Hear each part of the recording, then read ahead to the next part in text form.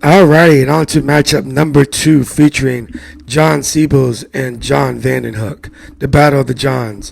Which John would prevail? Which John is the best? What John... Never mind, I'm just going to stop right there. But anyway, this matchup I like. I like this matchup. This one is going to be a tough one.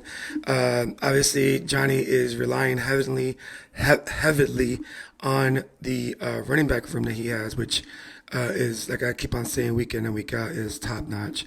I do believe in Pickens. Does Higgins come in though? That's the question mark I do have for Johnny this week. And Kincaid, can Kincaid actually do a thing or two? And Buffalo against Jacksonville this week. Addison, if he plays, is he going to be balls to the wall like he usually is, or is he going to be on a pitch count? I don't know what's going to happen over there, but and Kirko, I don't know, man. I feel like they are restricting Kirko in Atlanta, and I don't know how you can restrict a guy that's already restricting himself. And I'm not, and I say that with respect, because the thing is that Kirko is one dimensional. He's obviously not running with his legs. He's very sneakily, he can sneakily get you a 6 or 7 yarder or whatever run, whatever. But he's not Lamar. He's not scrambling. But my thing is that he's very one dimensional. So why you, man, let that man live. Let that man sit back there, pick the defense apart. Let him, analyze the defense. Let him do what he does.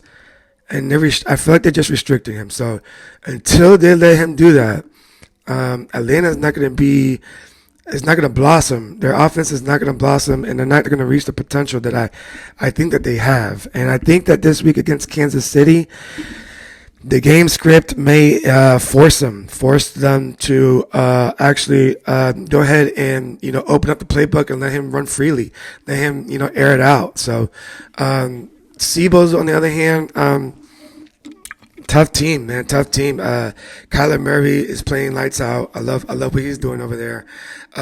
By the way, Siebels gets half of the shit stick award this week. The other half goes to Chris, because I think he got the lowest score. But the reason why John got half the shit stick award, because he traded Marvin Harrison Jr. after like 1 week. Like, what are we doing, man? You could have had a dynamic 1-2 punch. I mean, your team could have been anyway. And that goes to tell you that, I mean, Egan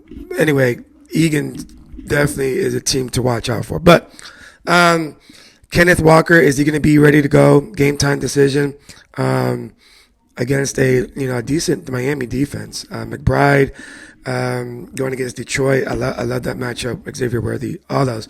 I don't like Houston though. I don't like Houston players this week.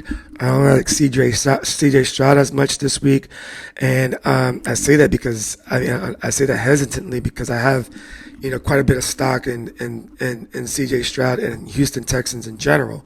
But man, Minnesota's defense is the real deal. B Flo knows what he is doing. B Flo is a real deal defensive coordinator, man. Like, the guy needs to get paid as like an elite defensive coordinator, because the guy is lights out. Schematically, the way he disguises defenses, the way that his safeties can interchange with a cornerback running the two safety shell, like it's amazing to watch, especially as a defensive player that used to play, especially as a strong safety that used to play. The way that he values that strong safety and that defense, and I think that's where Harrison Smith plays. Man, that's just tremendous, and it's a beauty. So I say that to say this. I think that that Johnny's running backs prevail. I think George Pickens has a good week. I think Saquon literally goes like Alvin Kamara week 2 style this week and just shuts everybody up. And I think that Siebels is just the victim of it. So I think that John Vandenhoek takes the cake on this one. I'm going to say it's going to be 132-122. Vandenhoek. On to the next one.